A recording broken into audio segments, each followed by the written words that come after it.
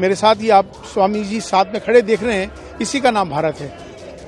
हमारी इबादत करने के तरीके अलग ज़रूर हो सकते हैं, पूजा पद्धति ज़रूर अलग हो सकती है, हमारी आस्थाएं ज़रूर अलग हो सकती हैं, लेकिन हमारा जो सबसे बड़ा धर्म है वो इंसान और इंसानियत का है। और मुझसे उन्होंने कहा है कि आप जो है इस्तीफ़ा दें, वरना आप अपना अंजाम सोच लें। इसमें उन्होंने 4 बिंदु इसमें बुनियादी हैं, 4 बिंदु इसमें बुनियादी हैं।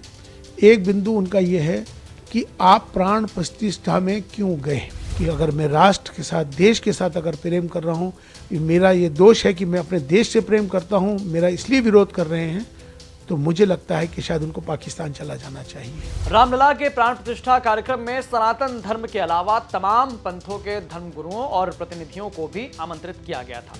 अयोध्या में जब प्राण प्रतिष्ठा का कार्यक्रम हुआ तो इस समारोह में वीवीआईपी मेहमानों के बीच एक मुस्लिम धर्मगुरु भी बैठे दिखे, जिनको लेकर आज चर्चा बेहद तेज है। दरअसल ये मुस्लिम धर्मगुरु कोई और नहीं बल्कि अखिल भारतीय इमाम संगठन के डॉक्टर इमाम उमैर अहमद इल्यासी हैं, जिनके खिलाफ अब फतवा जारी किया गया है। तो आइए इस वीडियो में हम जानेंगे आखिर कौन है डॉक्टर इमाम उमैर अहमद इल्यासी और इनके खिलाफ क्यों जारी किया गया है फतवा।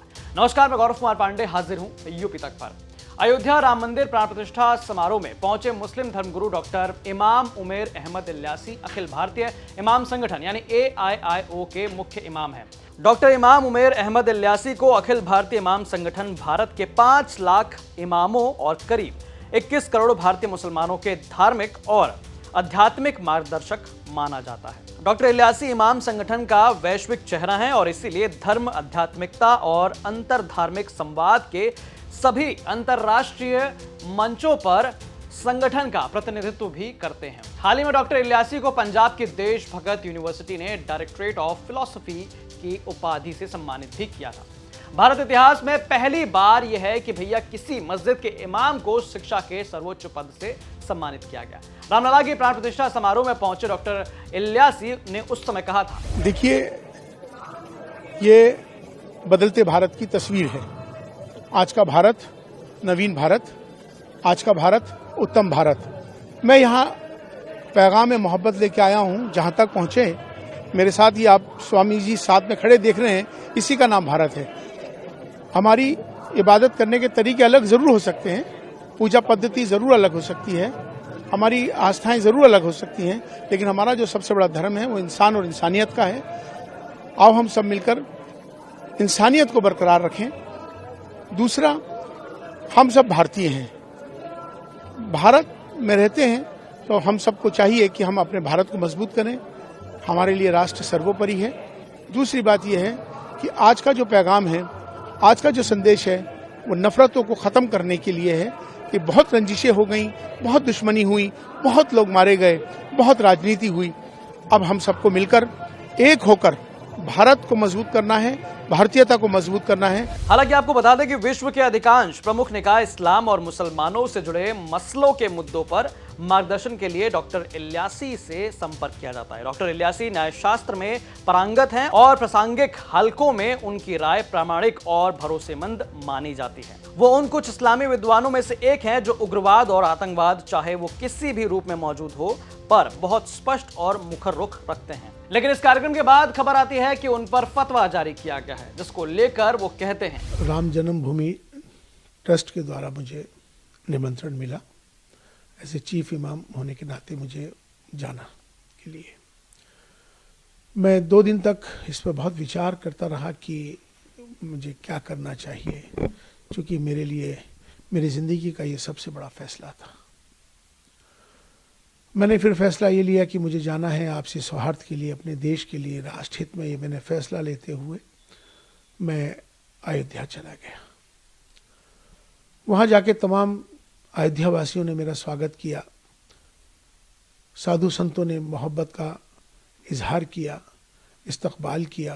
वैसे तो मुझे 22 जनवरी की शाम से ही तमाम मेरे नंबर्स पर अलग अलग जगहों से मुझे धमकियाँ आने लगी, मेरे खिलाफ नफ़रत अंगेज़ माहौल बनाने लगे, मेरे खिलाफ उन्होंने जो अब शब्द जो कहने के होते हैं वो कहे। तमाम मुझे अलग अलग जगहों को, मुझे, मेरे परिवार को तमाम बहुत सारा बुरा भला कहा जाने लगा। इसी बीच में कुछ फ़ोन्स कॉल आए जिनको मैंने रिकॉर्ड कर लिया है, उनके नंबर्स जिन्होंने मुझे जान से मारने के लिए, मुझे बहुत ज़्यादा तकलीफ़ देने के लिए जो इस तरह के फ़ोन आए, वो भी फ़ोन आए, माफ़ी के भी फ़ोन आए।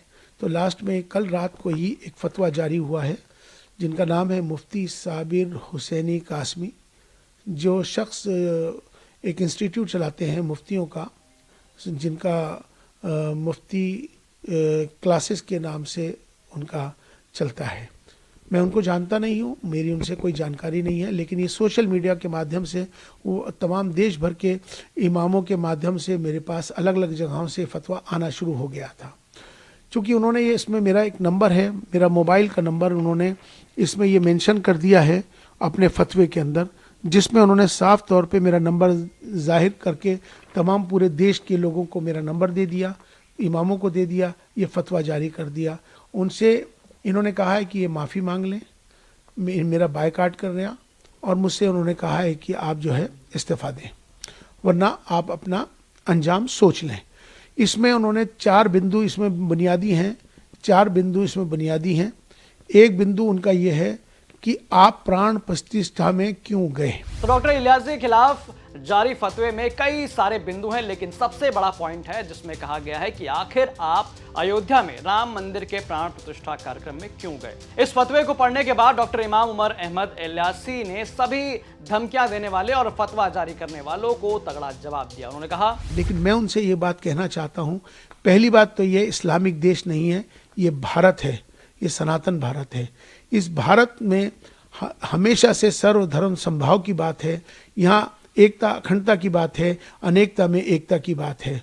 अगर उनको मेरे इस पैगाम मोहब्बत से तकलीफ़ है, मेरा विरोध कर रहे हैं, तो उनको, मुझे लगता है कि अगर मैं राष्ट्र के साथ, देश के साथ अगर प्रेम कर रहा हूँ, मेरा ये दोष है कि मैं अपने देश से प्रेम करता हूँ, मेरा इसलिए विरोध कर रहे हैं, तो मुझे लगता है कि शायद उनको पाकिस्तान चला जाना चाहिए। बहरहाल प्राण प्रतिष्ठा कार्यक्रम में जाने के बाद और वहां बयान देने को लेकर जारी फतवे पर डॉक्टर इमाम उमर अहमद इलियासी का रुख साफ है। आपका इस पर क्या कहना, हमें कमेंट करके जरूर बताएं। बाकी तमाम ऐसी जानकारी और अपडेट्स के लिए आप देखते रहिए यूपी तक। धन्यवाद।